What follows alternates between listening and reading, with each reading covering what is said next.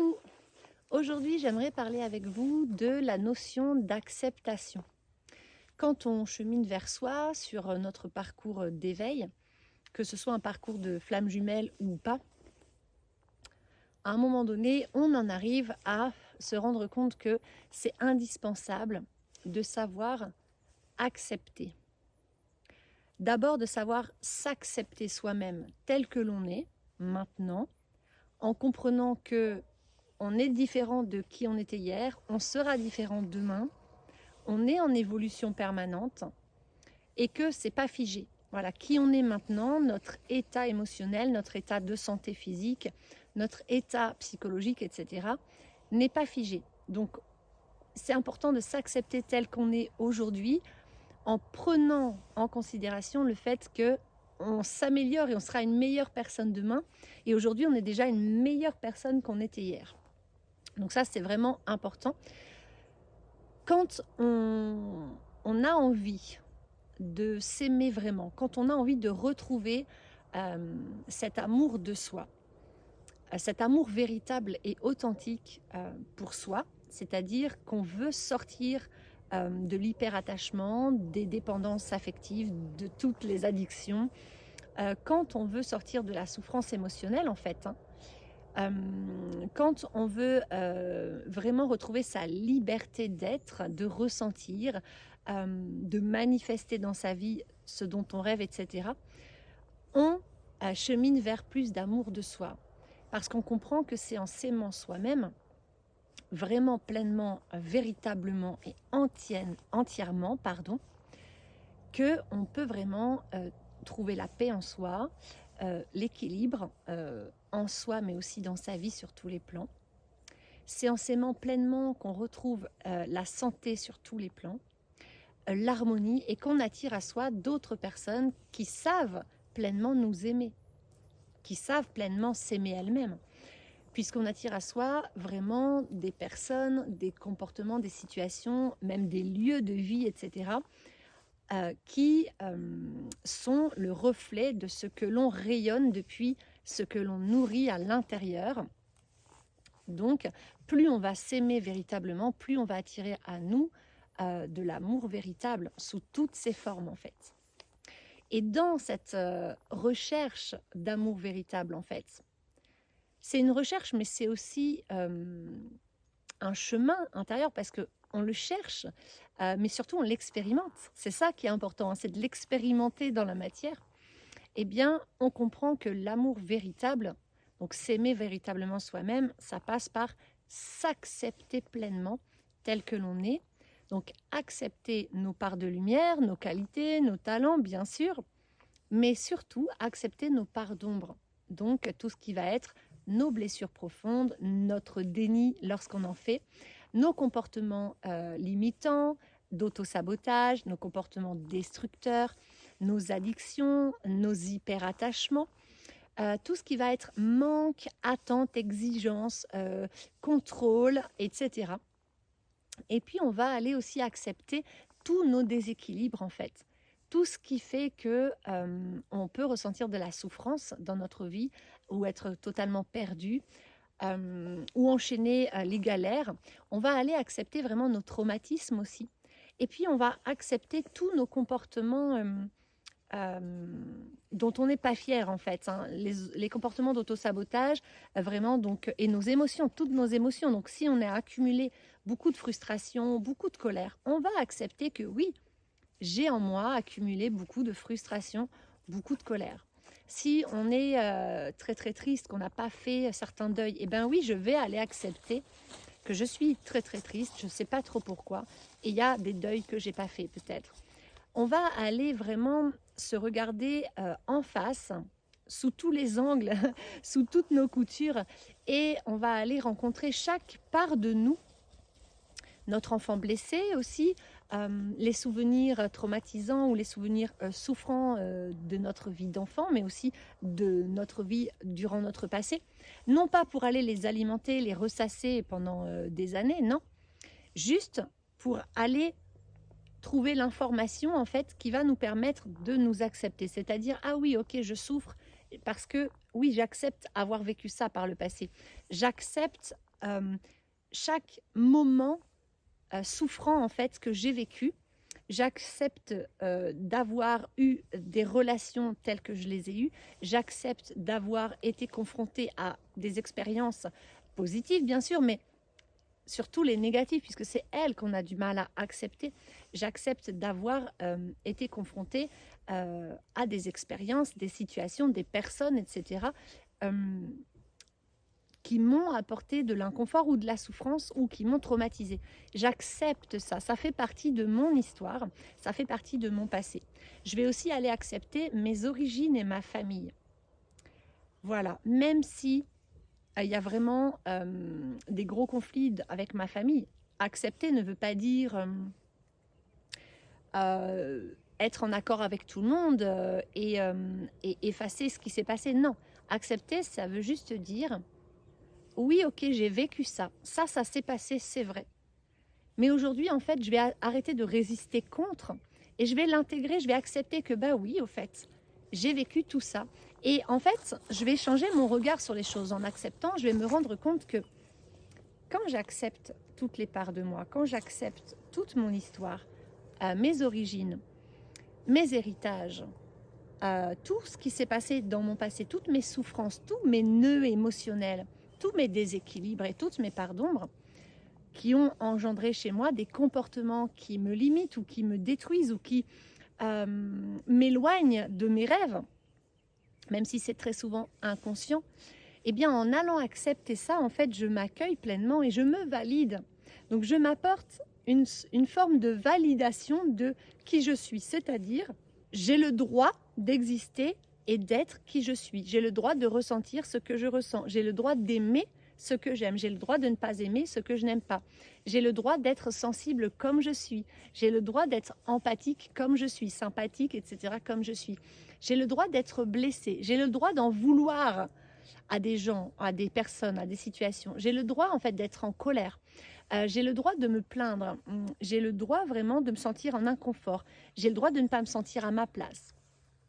Tout comme j'ai le droit à l'abondance, j'ai le droit à la réussite, j'ai le droit à la chance, j'ai le droit au bonheur, j'ai le droit à tout ce qu'il y a de plus beau et de plus grand pour moi. J'ai le droit, presque même le devoir de réaliser tous mes rêves.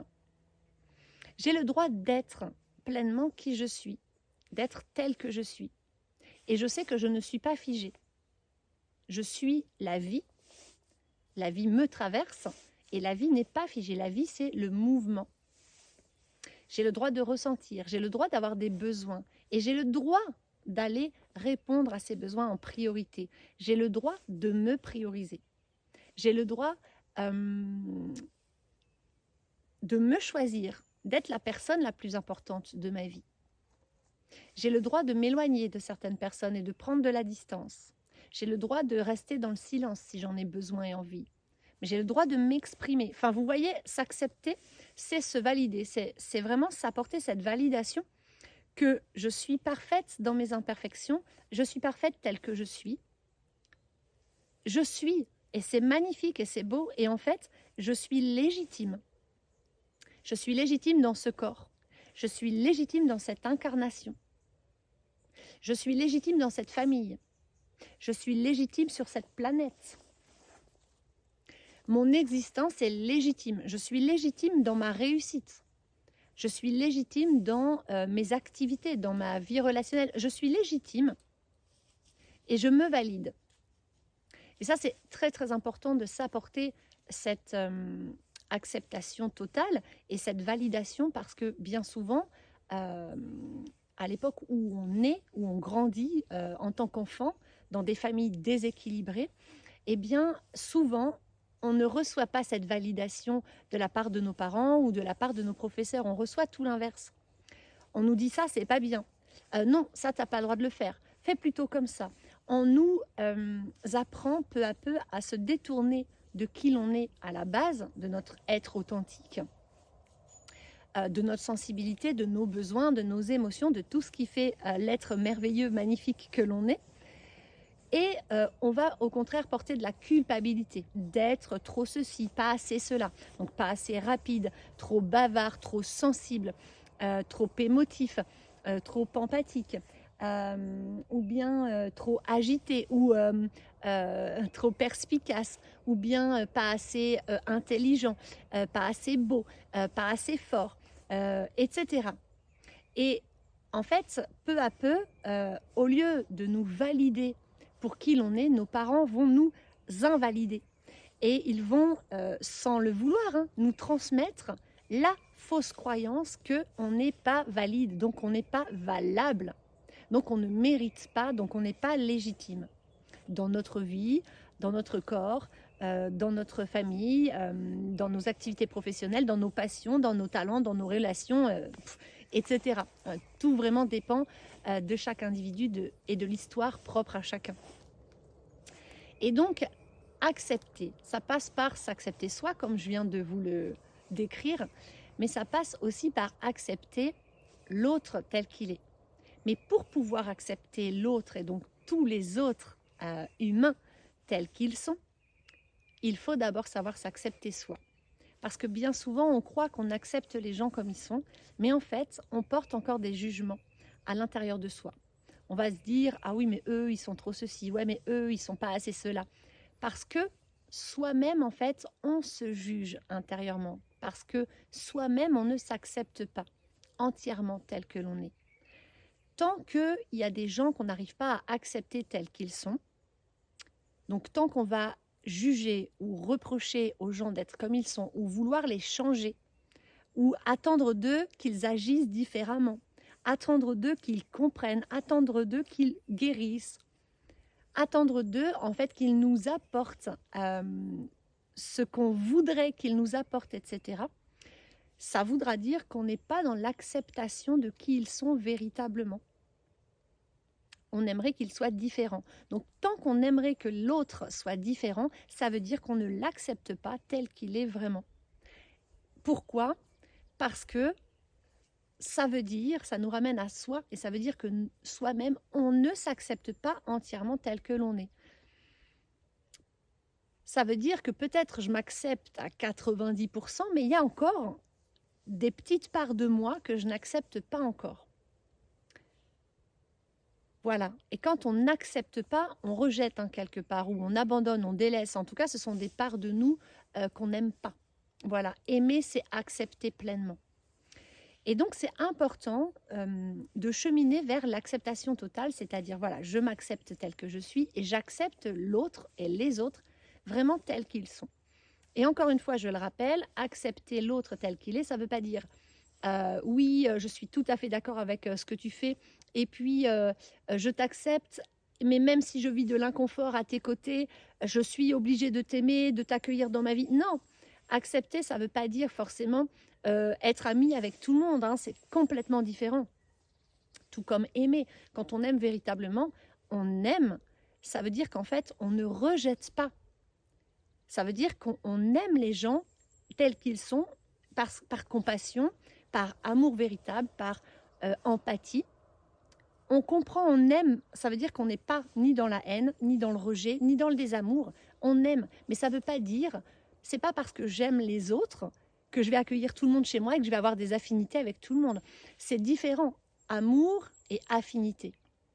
Je peux aimer le monde entier, à tous les gens que je croise dans la vie, et parmi tous ces gens que j'aime, il y en a avec qui je vais apprécier passer du temps et je vais vraiment avoir envie de développer des liens intimes ou des liens sincères ou des liens profonds, etc. Et d'autres avec qui je ne vais pas en avoir envie, mais ça c'est normal.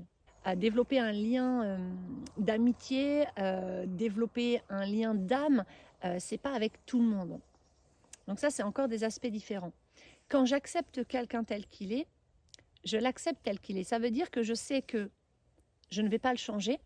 Ça veut dire que je sais qu'il est tel qu'il est parce que tout comme moi, il a son chemin, il a son histoire, il a sa sensibilité, il a son ego, il a son enfant intérieur blessé, il a ses traumas, etc.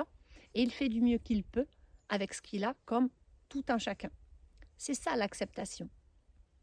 Par contre, si j'accepte la personne telle qu'elle est, je ne suis pas obligée d'accepter ses comportements. C'est-à-dire, j'accepte qu'elle soit comme ça et qu'elle ait ses comportements, mais si ces comportements ne sont pas justes pour moi ou sont inconfortables pour moi, ou vont toucher à mon intégrité, eh bien, moi, comme je m'aime et je m'accepte, je vais juste me positionner et dire stop et mettre cette personne à distance ou lui dire stop ou lui dire non. Poser mes limites.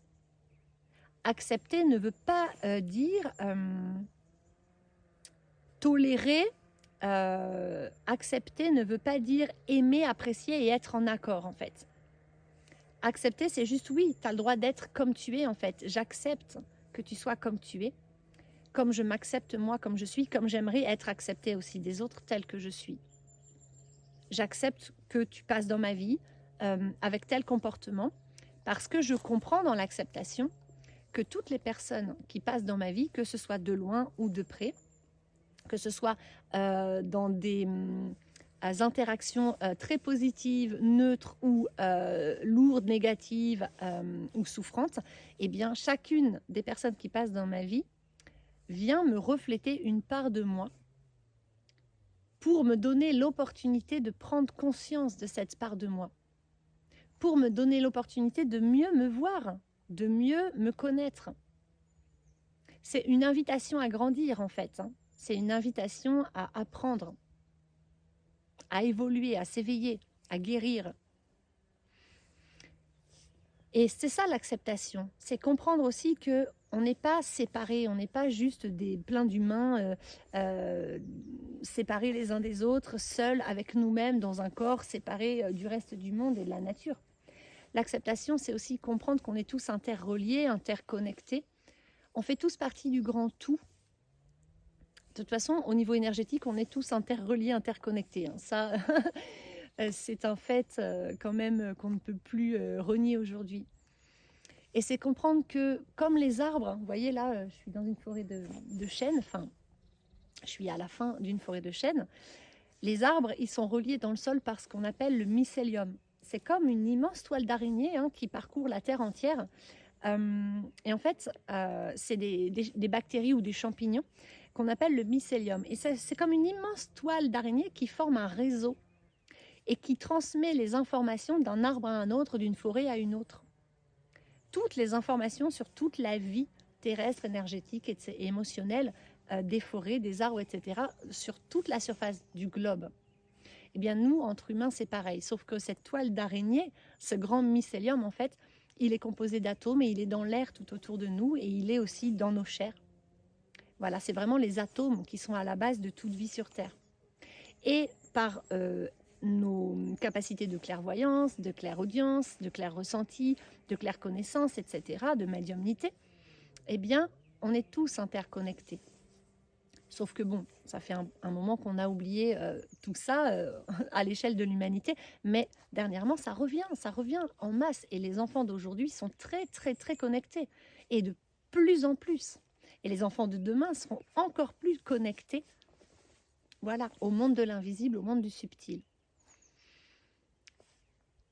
L'acceptation, ça passe par ça aussi, c'est-à-dire accepter notre nature humaine, mais notre nature aussi, on va dire, divine, mais pas divine dans le sens religieux, divine dans le sens accepter qu'on est une âme venue s'incarner dans un corps terrestre et on est venu avec une mission de vie ou des missions de vie personnelles et des missions de vie collectives, c'est-à-dire qu'on est venu avec une raison d'être et une ou plusieurs missions pour œuvrer ensemble, œuvrer chacun, soi-même, mais aussi collectivement, tous ensemble, et chacun faire notre petite part pour pouvoir aider l'humanité à s'éveiller, à évoluer, à se transformer, à retrouver un bel équilibre, une harmonie, à retrouver la paix et l'amour véritable. Voilà, accepter, c'est une des dernières notions que je veux vous partager aujourd'hui, c'est que l'acceptation, c'est vraiment accepter qu'en fait, on ne sait rien. C'est-à-dire, on est un humain, on croit savoir ce que l'on veut, on croit savoir ce qu'il faut qu'on fasse, on croit savoir ce qui est bon pour nous. On croit tout savoir des fois de la vie, de soi-même, des autres, de nos possibilités. Mais en fait, on ne sait rien. Et plus j'avance dans mon parcours d'éveil personnel, et plus je me rends compte qu'en fait, la vie, elle ne nous apporte pas ce que l'on veut, elle nous apporte ce dont on a besoin. Pour grandir, pour évoluer, pour apprendre, pour s'améliorer en fait, et pour cheminer de plus en plus vers cet amour véritable, parce qu'on est toujours guidé vers l'amour véritable de soi, puis du vivant et des autres, du tout, vers l'amour universel. On est toujours guidé vers l'harmonie, vers l'équilibre, on est toujours guidé vers l'alignement. On est toujours guidé vers notre mission de vie et notre raison d'être. On a le libre arbitre dans la matière, qui fait qu'on fait des choix conscients, d'autres inconscients, qui nous emmènent à des conséquences dont nous sommes responsables. Mais il y a une part de nous, en fait, sur le plan subtil, énergétique, vibratoire, sur le plan de l'âme, qui, en fait, a déjà été décidée avant l'incarnation. Donc, il y a une part de cette vie, en fait, l'objectif de notre vie, ce vers quoi on est guidé, on ne le choisit pas. On l'a choisi en tant qu'âme avant l'incarnation, mais on ne peut pas le choisir aujourd'hui avec notre mental, avec notre compréhension, ni avec notre raisonnement. On ne peut que l'accueillir et l'accepter, et on ne peut que se détendre au cœur de l'expérience et accueillir tout ce qu'on vit comme des opportunités d'apprendre, des opportunités de ressentir qui l'on est, des opportunités de faire confiance à la vie, des opportunités de se laisser guider ou de résister, des opportunités vraiment de grandir, de s'éveiller et de cheminer vers plus de paix, plus d'amour, plus de joie, plus de bonheur, plus d'alignement, d'équilibre, etc. Plus d'épanouissement, d'accomplissement. Accepter que la vie, en fait, c'est mieux que nous ce qui est bon et juste pour nous. Et la vie nous invite en permanence à lâcher le contrôle qui vient du mental, qui vient de l'ego, qui vient de la personnalité, qui vient des blessures en fait, qui vient aussi des héritages, puisque c'est vraiment l'ego, c'est le résultat de millénaires de génération d'humains qui se sont éloignés de leur source, de leur vraie nature, de leur mission de vie, de leur mission d'âme, de leur âme, de leur authenticité, du grand tout, qui se sont divisés, qui se sont séparés, qui se sont déconnectés, qui se sont rejetés, qui se sont abandonnés, trahis, etc., qui se sont fait la guerre, qui se font la guerre à eux-mêmes, à l'intérieur d'eux-mêmes, comme on l'a tous fait. J'ai longtemps été en guerre avec moi-même. L'ego, aujourd'hui, c'est vraiment le résultat de tout ça. Et c'est lui qui contrôle. Et en fait, accepter, c'est accepter de déposer son ego. Dire, ah ouais, ok. C'est accepter que oui, c'est vrai, il y a plusieurs parts en moi, dont mon ego, je l'accepte. Je ne le rejette pas, je l'accepte parce que lui, il fait les choses, il croit me protéger en faisant ce qu'il fait. Il me guide, mais depuis mes peurs, depuis mes blessures, depuis mes traumatismes et mes croyances limitantes. Mais à la base, même si l'ego est égoïste, il est quand même bienveillant puisqu'il veut nous protéger. Mais j'accepte qu'il soit là et ensuite je l'invite à se déposer et j'accepte qu'en fait, je mène une sorte de combat quand je m'éveille entre mon ego, mon mental, mon être construit qui veut contrôler, qui veut savoir où je vais, qui veut savoir avec qui j'y vais, qui veut savoir dans combien de temps ça va se passer. Mon être construit qui veut avoir des certitudes pour se sécuriser. Il veut savoir, il veut comprendre, il veut tout décortiquer, il veut maîtriser tout.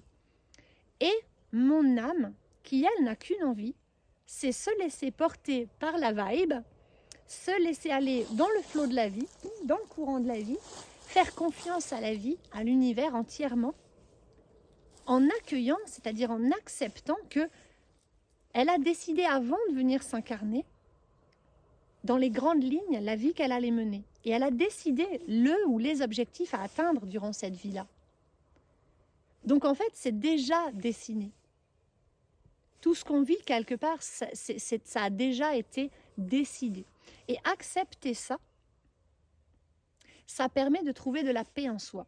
Ça permet de retrouver la confiance en soi, la confiance en l'univers, de se détendre, de déposer l'ego, de déposer le mental, de sortir du faire, du avoir, et revenir dans le être.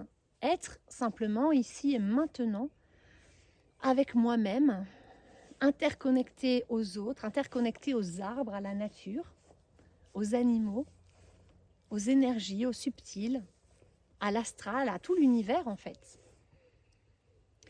Accepter, c'est laisser passer en nous la vie.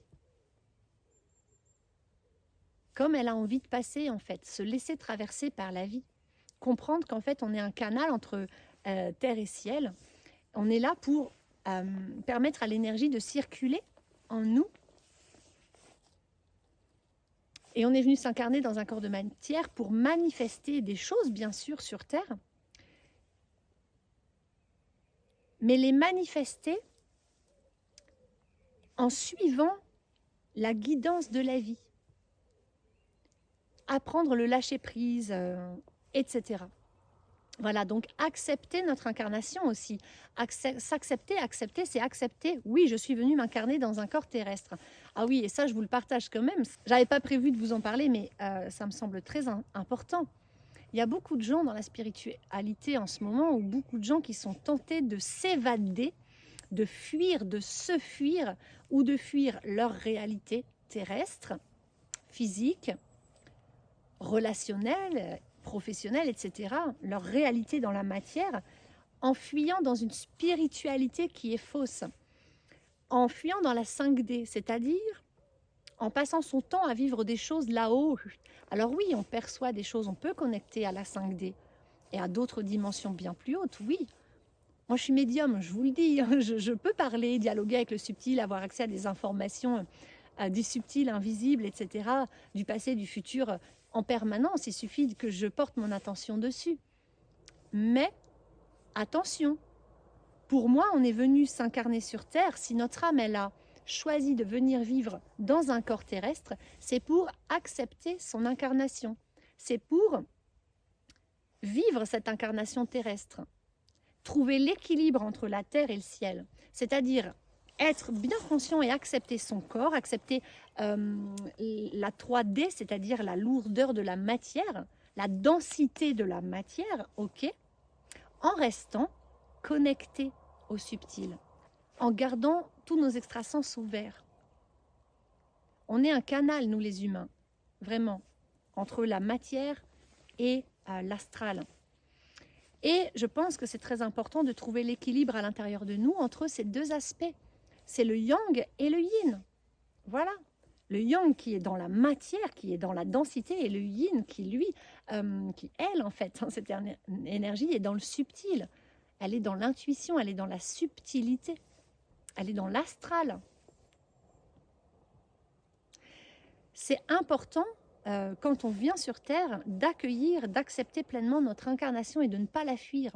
Souvent, les gens dans la spiritualité qui vont fuir, qui vont toujours être en train de parler de ce qui se passe dans la 5D, qui vont toujours être en train de faire des sorties de corps, des sorties astrales, qui vont tout le temps être connectés à des trucs dans l'invisible, tout le temps en permanence, ce sont des gens qui ont du mal à accepter la densité de la matière. Ce sont des âmes qui ont du mal à s'incarner pleinement, qui ont du mal à s'ancrer, à s'enraciner, parce que c'est trop dense pour elles. Et c'est tout un cheminement pour accepter cette incarnation. Accepter que oui, je capte des choses, je suis très médium, je suis très connectée là-haut, oui, mais je suis venue dans un corps de matière. Je suis venue pour expérimenter cette matière. Et si je ne m'accepte pas, si je n'accepte pas mon corps, mon être, ma vie matérielle, la densité de ces 3 dimensions, et bien dans ces cas-là, je suis dans une forme de fuite, donc je suis totalement déséquilibrée. Je suis déracinée, je suis désancrée. Et si je le reste trop longtemps, ça peut m'emmener à des troubles comme la bipolarité, la schizophrénie ou ce genre de choses, la dissociation. Et de toute façon, c'est comme on peut être dans une fuite mentale, et bien là, c'est une fuite extrasensorielle, c'est une fuite astrale. Donc, je peux passer ma vie terrestre, en fait, à rêver, en fait, à être tout le temps dans les énergies. Alors, l'astral, oui, ça existe, c'est beau et tout ça, mais en quoi ça me sert d'être tout le temps dans l'astral quand je vis sur Terre? C'est pas bon. Et même pour être, en tant que médium, je peux vous le dire, pour bien capter, pour être juste, il faut être aligné. Pour être aligné, il faut être entièrement ancré et entièrement connecté là-haut. Un médium qui est désancré, qui est que là-haut, il ne va pas être un bon médium. Comme un médium qui est très ancré en bas et qui est déconnecté de là-haut, il ne recevra plus rien. Il ne pourra plus rien capter. C'est vraiment l'équilibre des deux qui est nécessaire, qui est indispensable en fait quand on vient s'incarner sur Terre pour être en harmonie en soi, pour être suffisamment équilibré, pour pouvoir vraiment bénéficier de tous nos talents, de tous nos sens, nos extrasens, de toutes nos capacités. C'est comme un arbre, vous voyez, regardez les arbres un peu plus loin, pour qu'ils aient des branchages là-haut, il faut qu'il y en ait autant dans le sol en fait, il faut qu'il y ait autant de racines dans le sol. Parce qu'un arbre qui a que des branchages là-haut, qui n'a pas de racines, qui n'est pas ancré, il se pète la gueule au premier coup de vent. Hein. Il va se faire arracher à la première petite tempête. Ben, nous, on est pareil qu'un arbre en fait. On ne peut pas connecter tout le temps là-haut, être tout le temps dans la spiritualité, dans l'émerveillement de oui, le subtil, l'astral, les anges, les défunts, les entités, les élémentaux, etc. Oui, moi j'y crois à tout ça, je connecte régulièrement avec tous ces éléments-là. Ils sont là pour nous guider, donc la connexion, elle doit être brève, elle doit durer quelques instants. Ça peut être au quotidien, mais c'est quelques instants. En fait, ce sont des prolongements de nous-mêmes. Ce sont des énergies qui sont là pour nous guider. Comme on peut être guidé par une discussion avec quelqu'un dans la rue ou avec un ami, comme on peut être guidé par un super bouquin, comme on peut être guidé par une synchronicité, un animal que l'on croise dans la nature, ou des heures miroirs. Mais en aucun cas, c'est fait pour qu'on reste tout le temps connecté là-haut. Voilà, donc c'est comme l'arbre. Pensez-y, vraiment, si vous êtes tout le temps là-haut, en fait, posez-vous cette question. Qu'est-ce que je fuis dans ma vie? Chez moi ou en moi? Et je vous en parle parce que dans le parcours d'éveil des flammes jumelles, on est à un moment donné happé par la 5D. Quand on est reconnecté à notre jumeau, en fait, on a cet aspect de la 5D qui est beaucoup présent, surtout quand on est médium déjà ou très clairvoyant comme moi, enfin, qu'on a développé ces extrasens avant la reconnexion. On ressent beaucoup de choses dans la 5D, on reçoit beaucoup de messages de son jumeau dans la 5D. Son âme nous dit des choses qui sont totalement contraires de ce qui se passe dans la matière. Et on a tendance du coup à fuir dans cette 5D, puisque dans la 5D, notre jumeau est présent. Notre jumeau, il est tel qu'on aimerait qu'il soit, quelque part. Il est véritable. Il est là, il nous aime, il nous le dit, il le sait. Il est présent, il nous donne des énergies qui nous soutiennent, qui nous encouragent, etc. Et dans la 5D, on est plus ou moins en harmonie avec notre jumeau. On est dans ce savoir inexplicable, hein, le clair savoir, tous les deux, qu'on est fait l'un pour l'autre et qu'on a de grandes choses à vivre ensemble. Donc, on a envie de se raccrocher à ça. Et donc, on peut passer des mois, voire des années, à fuir la matière, puisque dans la matière, on souffre de la séparation. On souffre que les choses n'avancent pas comme on aimerait qu'elles avancent. On souffre de ne pas savoir, de ne pas avoir de certitude. On souffre du manque.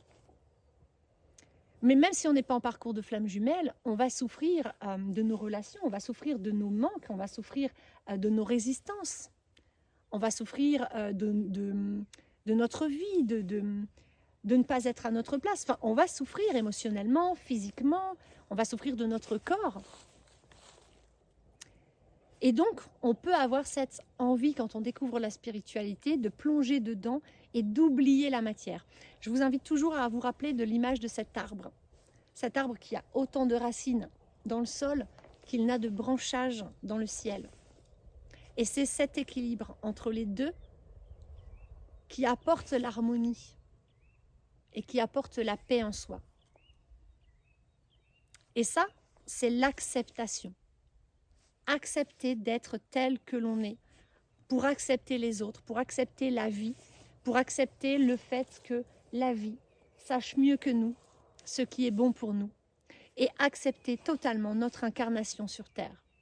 Voilà, c'est vraiment ce que j'avais envie de vous partager au sujet de l'acceptation. Alors, j'espère que, comme d'habitude, ça vous aura éclairé sur votre parcours d'éveil spirituel ou personnel. Et si jamais mes partages vous plaisent, n'hésitez pas à laisser un petit pouce, à vous abonner à ma chaîne ou bien laisser un commentaire pour m'encourager. Je vous en remercie du fond du cœur. Bye bye.